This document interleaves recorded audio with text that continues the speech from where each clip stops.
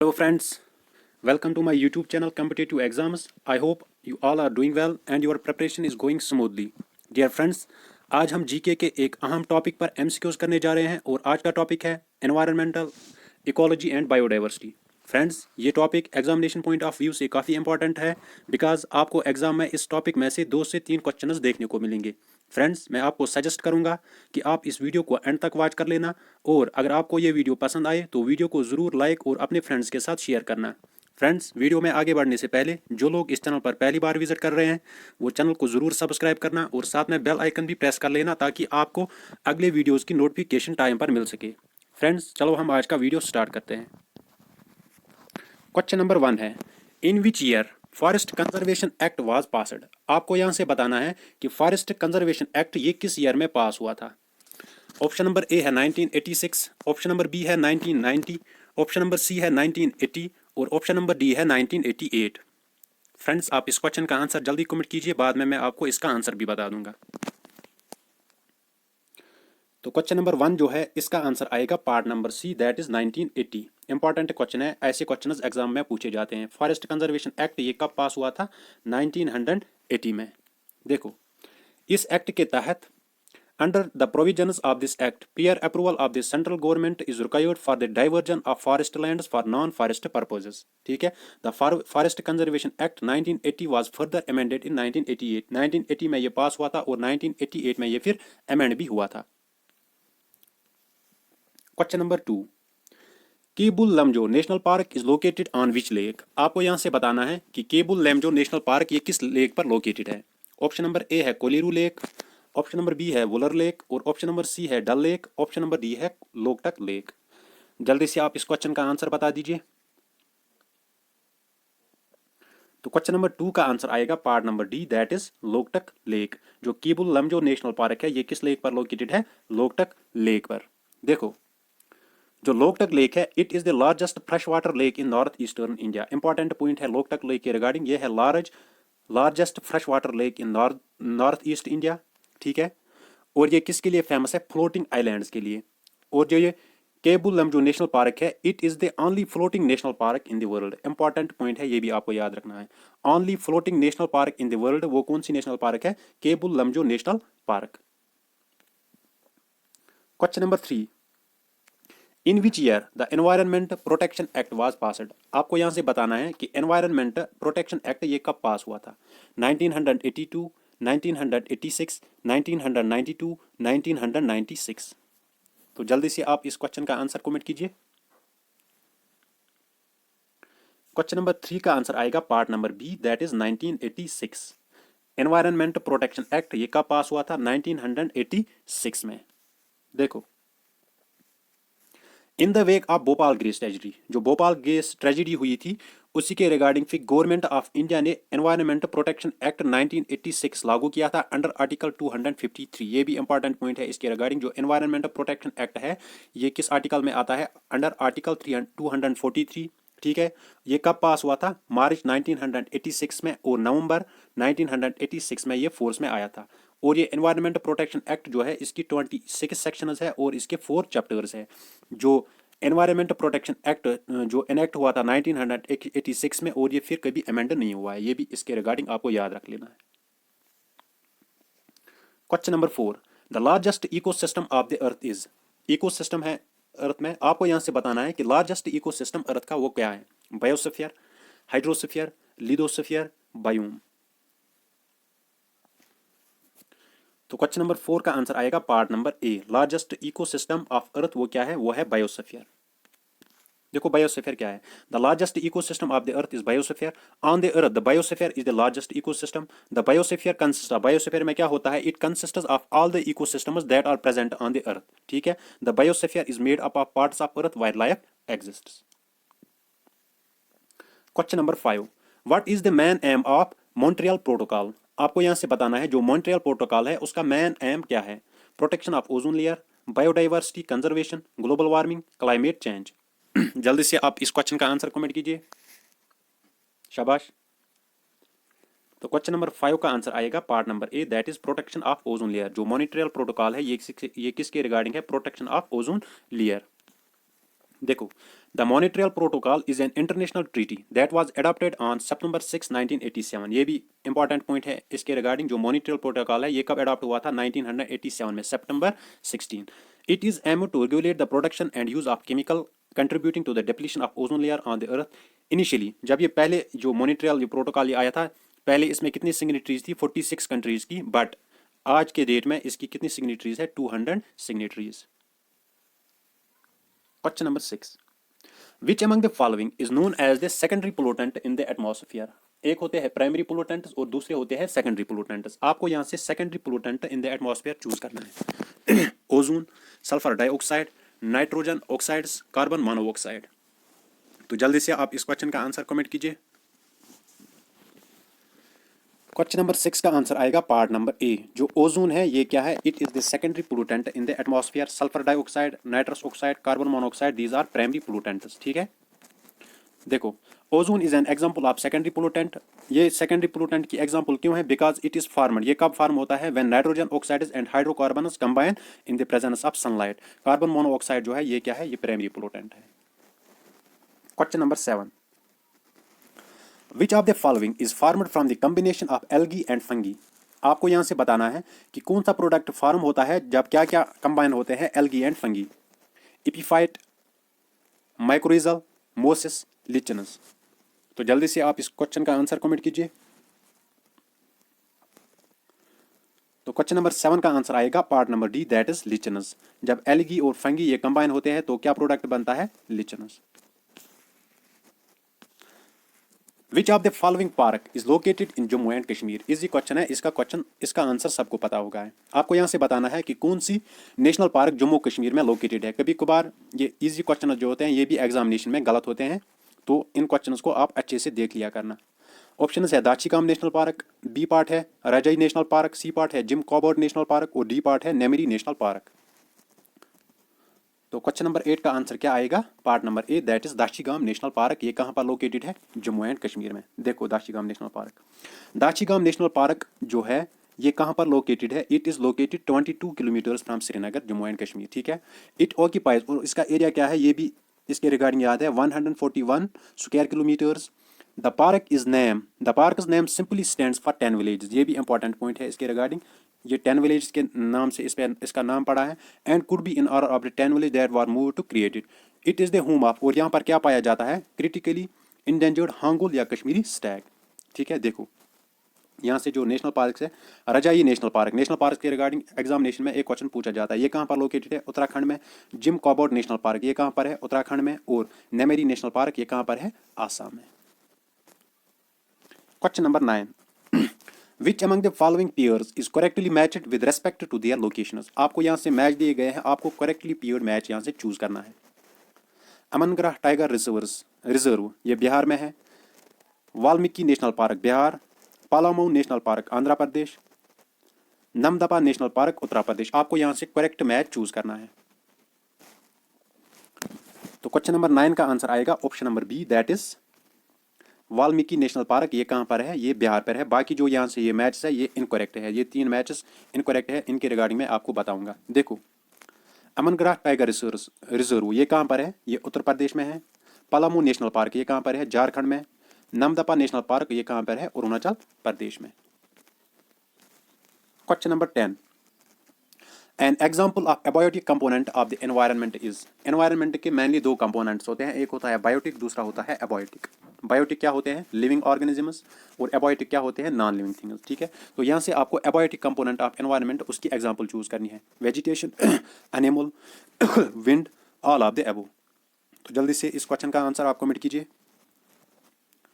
Question number 10 का answer आएगा option number C, that is wind. Wind यहाँ से नॉन लिविंग कंपोनेंट है। Vegetation, animal, these are living components. That means जो wind है it is the abiotic component of environment. Friends, video में आगे बढ़ने से पहले जो लोग इस वीडियो को वॉच कर रहे हैं वो प्लीज़ इस वीडियो को लाइक कर लेना, और अगर आपने अभी तक मेरी ये चैनल सब्सक्राइब नहीं की है तो प्लीज़ इस चैनल को सब्सक्राइब भी कर लेना। Question number 11, Which of the following is generally a man-made greenhouse gas? Greenhouse gas is different greenhouse gases है।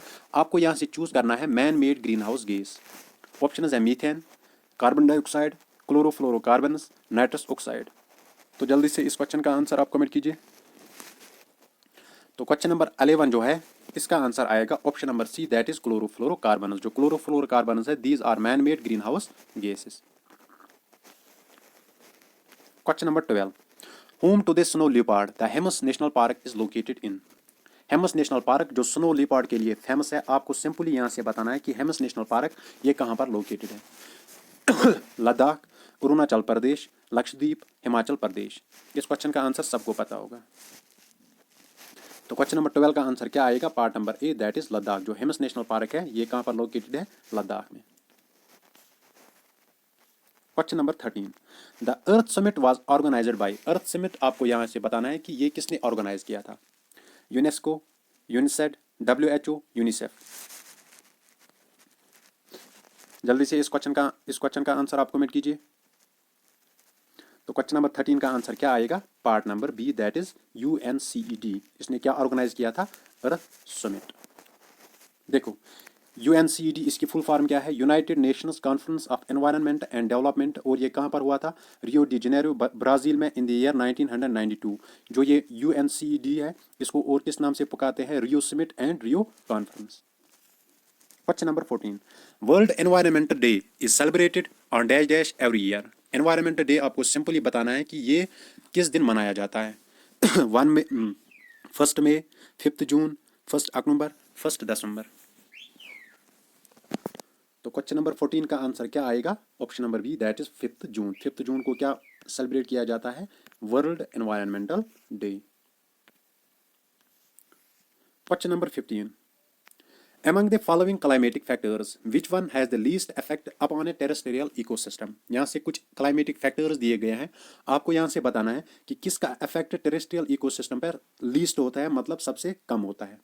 Temperature variation, wind, conditions of sunlight, availability of water. तो जल्दी इस क्वेश्चन का आंसर आप कमेंट कीजिए। तो क्वेश्चन नंबर 15 का answer क्या आएगा? पार्ट नंबर बी, जो विंड है it has the least effect upon the terrestrial ecosystem. देखो टेरेस्ट्रियल इकोसिस्टम क्या होता है? A terrestrial ecosystem is a type of ecosystem found only on biomes. 7 primary terrestrial ecosystems exist। ये भी important question है। कितने terrestrial ecosystems, primary terrestrial ecosystems exist होते हैं? 7। उनमें क्या आता है? Tundra, taiga, temperate deciduous forests, tropical rain forests, grassland और desserts.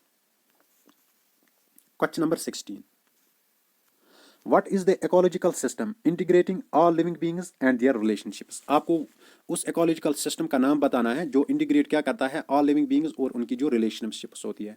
Total wild life, biosphere, lithosphere, hydrosphere. तो जल्दी आप इस क्वेश्चन का आंसर कमेंट कीजिए। तो क्वेश्चन नंबर 16 का आंसर क्या आएगा? Option number 2, that is biosphere. Biosphere क्या है? It integrates all living beings and their relationships.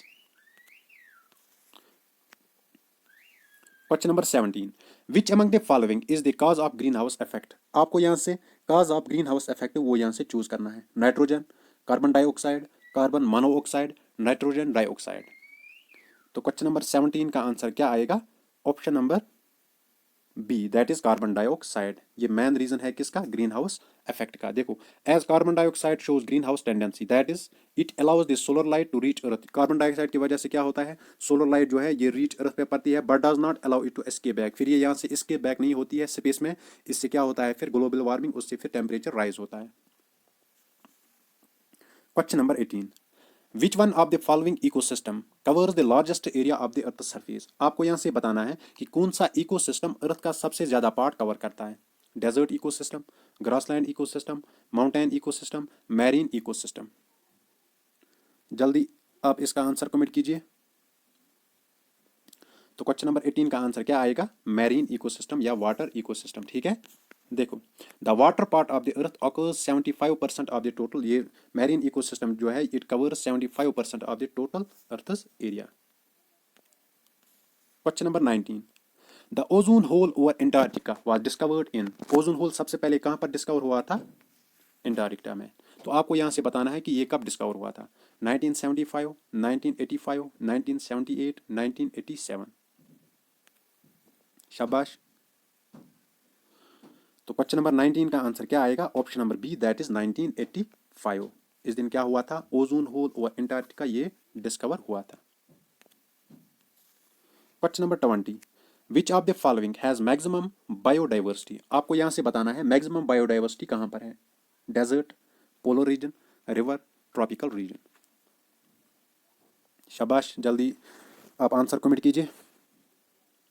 तो क्वेश्चन नंबर 20 का आंसर क्या आएगा, option number D, that is tropical region. Tropical region क्या होता है, it has a maximum biodiversity. देखो, the tropical rain forest biome has 4 main characteristics. इसके 4 main characteristic होते हैं। एक कैरेक्टरिस्टिक इसका क्या है, वेरी हाई एनुअल रेनफॉल। दूसरा क्या है, हाई एवरेज टेम्परेचर। तीसरा क्या है, न्यूट्रेंट पुअर सॉइल। और चौथा क्या है, हाई लेवल ऑफ बायोडाइवर्सिटी। ठीक है, ये 4 इसके कैरेक्टरिस्टिक्स हैं। Question number 21, the biosphere is a region of earth which supports life. Biosphere earth का वो रीजन होता है जहाँ पर लाइफ, जो लाइफ को सपोर्ट करता है। इट इंक्लूड्स, आपको बायोस्फीयर में बताना है कि क्या क्या होता है। 1 है हाइड्रोस्फीयर, 2 है लिथोस्फीयर, 3 है स्ट्रेटोस्फीयर और 4 है ट्रोपोस्फीयर। आपको यहाँ से करेक्ट ऑप्शन चूज करने हैं। ऑप्शन नंबर ए है 1 एंड 3, ऑप्शन नंबर 2 है 1, 2 एंड 4 और ऑप्शन नंबर 3 है 1 एंड 4, ऑप्शन नंबर डी है 2, 3 एंड 4। तो जल्दी आप इसका आंसर कमेंट कीजिए। तो क्वेश्चन नंबर 21 का आंसर क्या आएगा, part number B, that is 1, 2 and 4। ये किस में आते हैं, ये किस में आते हैं, बायोस्फीयर में। 1 मीनस हाइड्रोस्फीयर, लिथोस्फीयर और ट्रोपोस्फीयर, ये किस में आते हैं, बायोस्फीयर में। स्ट्रेटोस्फीयर बायोस्फीयर में नहीं आता है। Question number 22, what is the biggest source of pollution in the world. आपको यहां से बताना है biggest source of pollution, sewage and garbage, automobile laxity, herbicide and insecticide, industrial tributaries. जल्दी आप इसका आंसर कमेंट कीजिए। शाबाश। तो क्वेश्चन नंबर 22 का आंसर क्या आएगा, part number A, that is sewage and garbage. It is the biggest source of pollution in the world. Question number 23, the method of soil conservation in which different crops are grown in alternate rows and are sown at different times to protect the soil from rainwash is called। Options है mulching, B part है intercropping, C part है rock dam और D part है terrace farming. शाबाश। तो question number 23 का answer क्या आएगा, part number B, that is intercropping. Intercropping में हम क्या करते हैं, इंटरक्रॉपिंग में क्या हम करते हैं, इसमें हम क्या करते हैं, different crops are grown in alternate rows, ठीक है, and are sown at different times to protect the soil from rain wash. Question number 24, which of the following environment supports the growth of mangrove swamp. आपको यहां से बताना है कि कौन सा एनवायरमेंट किसको सपोर्ट करता है, growth of mangrove swamp. Tidal flat, monsoon, equatorial, mixed. शाबाश। तो क्वेश्चन नंबर 24 का आंसर क्या आएगा, part number A, that is tidal flap. Tidal flap ये किसको सपोर्ट करता है, growth of mangrove swamp. Question number 25, the first protocol to ban the emission of chlorofluorocarbons in the atmosphere was made in. आपको बताना है first protocol जिसने ban क्या किया था, emission of chlorofluorocarbons in the atmosphere, वो कहां पर बनाया गया था, मॉन्ट्रियल, ओसाका, जेनीवा, फ्लोरिडा। शाबाश, जल्दी आप इसका आंसर कमेंट कीजिए। तो क्वेश्चन नंबर 25 का आंसर क्या आएगा, part number A, that is Montreal. ठीक है, it is the first protocol to ban the emission of chlorofluorocarbons. देखो ये कब साइन हुआ था, it was signed on 14 to 16 September 1987 and became effective from 1 January 1989। Question number 26, when was the world wildlife fund founded. आपको यहाँ से बताना है कि वर्ल्ड वाइल्ड लाइफ फंड ये कब एस्टेब्लिश हुआ था, 1969, 1992, 1961, 1965। शाबाश, जल्दी आप इसका आंसर कमेंट कीजिए। तो क्वेश्चन नंबर 26 का आंसर आएगा option number C, that is 1961। देखो, world wildlife fund was founded on 29th April 1969 and it is first office was opened on 11th September। और जो वर्ल्ड वाइल्ड लाइफ फंड है इसके headquarters कहाँ पर है, मॉरिशस, स्विट्जरलैंड। इंपॉर्टेंट क्वेश्चन है, headquarters के रिगार्डिंग भी एग्जाम में क्वेश्चन पूछते हैं। Question number 27, which of the following is a renewable source of energy. आपको यहाँ से रिन्यूएबल सोर्स ऑफ एनर्जी की एग्जांपल चूज करनी है। एक होता है रिन्यूएबल, दूसरा होता है नॉन रिन्यूएबल। रिन्यूएबल सोर्सेज क्या होते हैं, जो हम जल्दी से रिन्यू कर सकते हैं, और नॉन रिन्यूएबल वो हम जल्दी से उसको तकरीबन 100 150 साल 1000 साल भी रखते हैं रिन्यू होने में। तो आपको यहाँ से रिन्यूएबल सोर्स ऑफ एनर्जी उसकी एग्जांपल चूज करनी है। Atomic power, hydro electric power, thermal power, natural gas. शाबाश, जल्दी आप इसका आंसर कमेंट कीजिए। तो क्वेश्चन नंबर 27 का आंसर क्या आएगा? Part number B, that is hydroelectric power. This is the renewable source of energy. देखो ये क्यों रिन्यूएबल सोर्स ऑफ एनर्जी है? Because the water cycle is constantly renewed. Water cycle जो earth पे है ये सन के जरिए कॉन्स्टेंटली अर्थ पे रिन्यू होता है। That's why hydro electric power, this is the renewable source of energy. Question number 28. The method of soil conservation in which rocks are piled up to slow down the flow of water which prevents gullies and further soil loss is called। वो method soil conservation जिसमें क्या होता है, rocks pile up होते हैं, उससे क्या होता है, फ्लो ऑफ वाटर जो होता है वो स्लो डाउन होता है और उससे सॉइल लॉस नहीं होती है। उस मेथड को हम क्या बोलते हैं? Mulching, contour barriers, rock dam, terrace farming. तो क्वेश्चन नंबर 28 का आंसर क्या आएगा? Option number C, that is rock dam. Rock dam इसमें क्या होते हैं, हम रॉक्स को पाइल अप करते हैं, इससे क्या होता है, जो पानी आता है उसकी जो फ्लो होता है वो स्लो डाउन होता है और इससे ज़मीन लॉस होने से बचती है। Question number 29। The world's largest biofuel plant has been established with a production capacity of 100 million liters per year is located in। World's largest biofuel plant उसकी कैपेसिटी क्या है? 100 million liters per year। वो कहाँ पर located है? China, India, Brazil, USA. तो question number 29 का answer क्या आएगा? Part number C, that is Brazil. Brazil में क्या है? World's largest biofuel plant. Question number 30 और ये आज के वीडियो का लास्ट क्वेश्चन होगा। विच among the following has the maximum rate of deforestation. आपको यहाँ से बताना है कि डिफॉरेस्टेशन की रेट इनमें से किन में ज़्यादा है? Tropical zone, desert zone, temperate zone, northern forests. शाबाश। तो क्वेश्चन नंबर 30 का आंसर क्या आएगा? Option number A, that is tropical zone. Tropical zone में क्या होता है? Maximum rate of deforestation. Friends, ये था आज का video regarding environment, ecology and biodiversity. I hope आपको ये वीडियो पसंद आया होगा। इस वीडियो के साथ ही मैंने जीके के ऑलमोस्ट हर टॉपिक पर आपको क्वालिटी एमसीक्यूज प्रोवाइड किए हैं। आप चैनल की प्लेलिस्ट में जाना, वहाँ आपको जीके के नाम से प्लेलिस्ट मिलेगी। आप एक बार ज़रूर इन वीडियोज़ को भी देखना, बिकॉज आप जितने एमसीक्यूज प्रैक्टिस करोगे उतना ही आपकी प्रिपरेशन बूस्ट होगी। तो फ्रेंड्स, आज के लिए ये इतना ही। मिलते हैं किसी नेक्स्ट वीडियो में, तब तक के लिए खुदा हाफिज़।